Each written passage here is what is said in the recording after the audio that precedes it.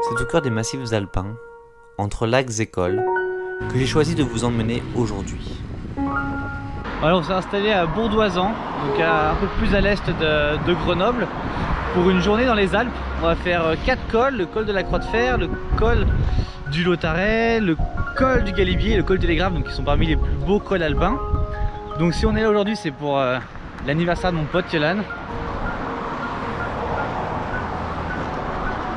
Bon, il roule en BMW, mais c'est un gars bien, hein. Vraiment, c'est un bon gars. Et puis Pauline, maintenant, elle a sa moto, une petite GN.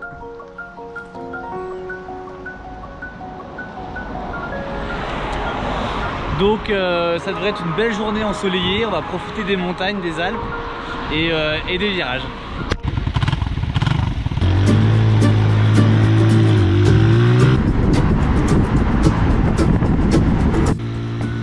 Pour entrer dans le massif des Grandes Rousses, souvent méconnu, nous avons pris une route qui s'enfonçait au cœur de la montagne, parée d'une verdoyante et fraîche forêt.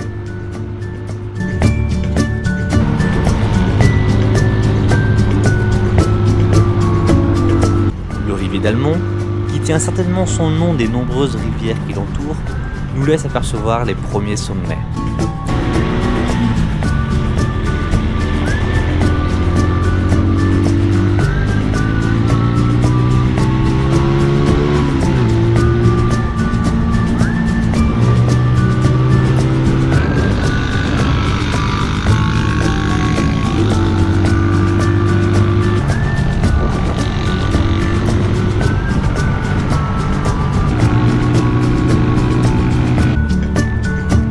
Tranquillou bilou, nous avons monté les lacets les uns après les autres jusqu'au barrage de Grand Maison.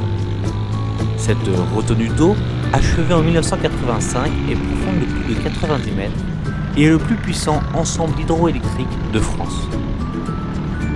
Nous avons particulièrement apprécié ces reflets bleus qui contrastaient à merveille les monts encore enneigés qui le surplombent.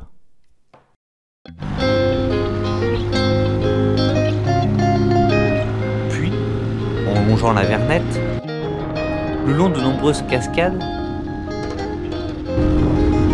nous sommes très vite arrivés au col de la Croix de Fer.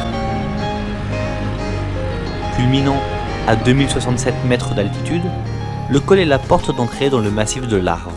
Il nous offre d'ordinaire un splendide panorama sur les aiguilles d'Arve qui ce jour-là étaient cachées par les nuages. Après un bon déjeuner, nous avons repris la route pour descendre dans la vallée de la Maurienne. Les routes enlacées nous offraient une magnifique vue que nous avions du mal à lâcher du regard.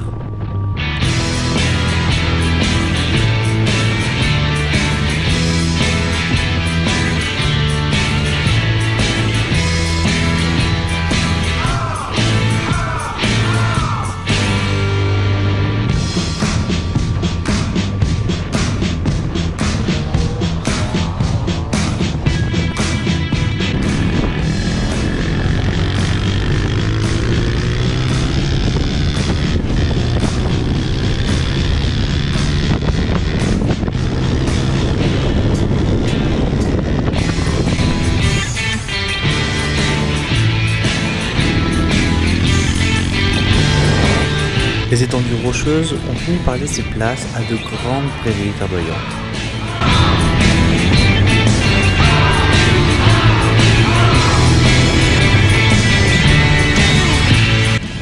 Doucement, nous avons traversé les villages de Saint-Jean-d'Arve qui se transforment l'hiver en station de ski pour continuer de nous enfoncer jusqu'à l'Arvan, une superbe rivière d'un bleu laiteux issue de la fonte des neiges.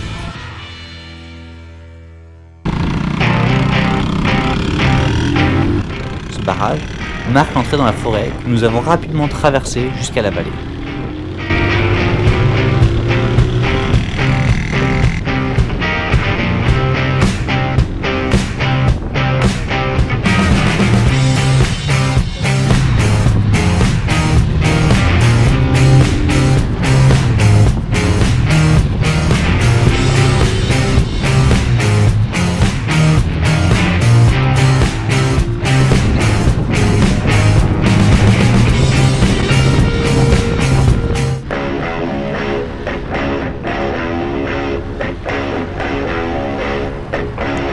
La vallée de la Maurienne longue de 120 km, rejoint de la Vanoise le Beldon.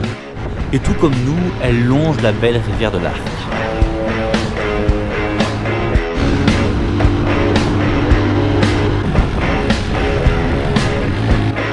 En pénétrant le massif des Cerces, nous sommes entrés sur la route des Grandes Alpes. Cet itinéraire, connu depuis le début du XXe siècle, traverse les Alpes françaises de Thonon-les-Bains à Menton en passant par 17 cols.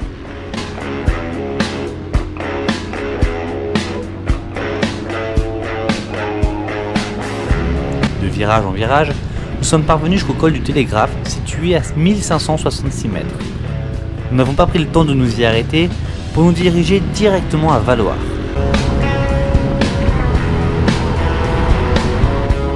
Cette commune alpine est la plus méridionale de la Savoie et offre aux amateurs de sport de fortes sensations l'été comme l'hiver.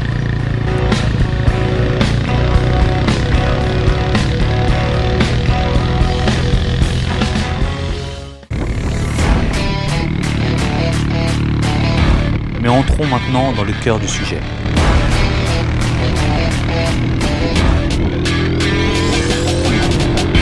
Son ascension fait partie des plus beaux itinéraires à moto. On nous en a souvent parlé. On nous en a parfois même montré des photos. Mais rien n'a pu égaler la beauté du 5e plus haut col routier de France.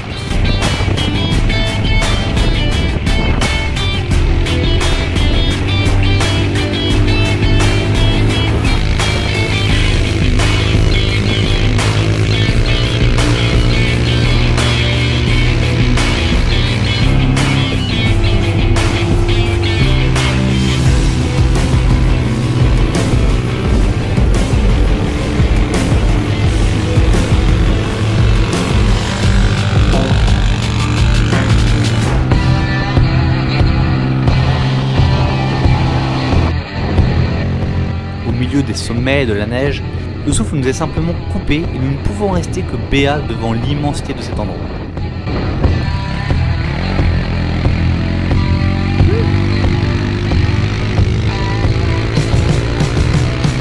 En enchaînant les lacets, nous avons fini par l'atteindre, le col du Galibier. À la jonction entre la Savoie et les Hautes-Alpes, le col nous permet de contempler la majestuosité du Grand Galibier. Tandis qu'au nord, nous pouvons apercevoir le Mont Blanc et le massif du Queyras, nous pouvons distinguer au sud les Écrins. Voilà, on est arrivé au col du Galibier. Et honnêtement, je pense que c'est le col le plus beau que j'ai jamais fait à moto. On est vraiment au milieu des sommets, près de la neige, il y a des fleurs partout. Il n'y a pas trop de monde, étonnamment, pour un col alpin. Et voilà, franchement, c'est un vrai bonheur. Et je suis vraiment content de l'ajouter au palmarès des cols faits avec la Brixton.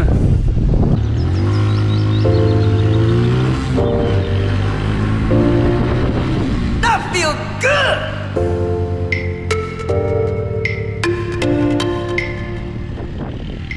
Nous sommes redescendus par le versant sud pour profiter des nombreux lacets et surtout de la Meije qui, en face, nous tendait les bras.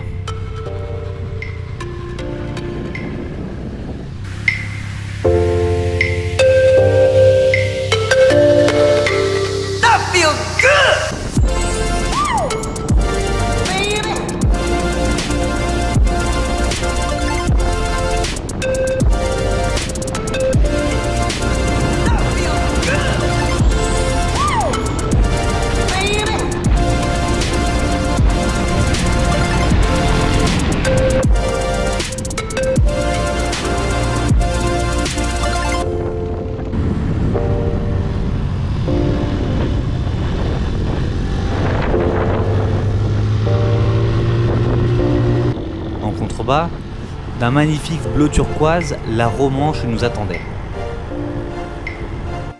Nous avons fini par la rejoindre. Notre rencontre fut rapide mais fort agréable puisqu'elle nous a permis d'atteindre la fameuse et très connue cascade de la Pisse. Alors oui, je sais ce que tu vas me dire, ça fait pas envie. Mais figure-toi qu'elle est si pure qu'il a été question de la mettre en bouteille.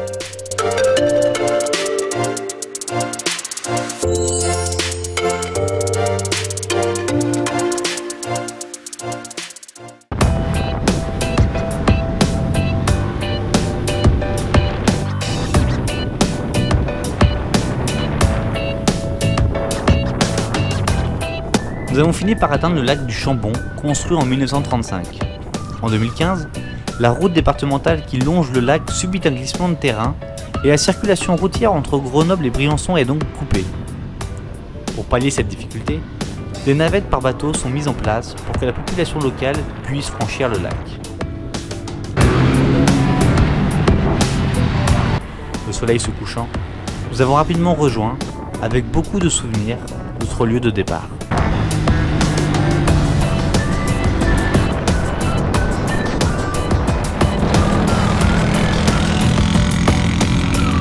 Bon, on a fini notre virée à moto dans les Alpes françaises. C'était franchement sympa, on a fait 200 km et pas mal de cols que je vous recommande. C'est vraiment sympa et les 125 peuvent complètement les faire. Enfin voilà, faut prendre son temps évidemment, mais il n'y a rien de particulièrement difficile et franchement c'était vraiment génial, c'était vraiment beau et on a juste hâte de recommencer.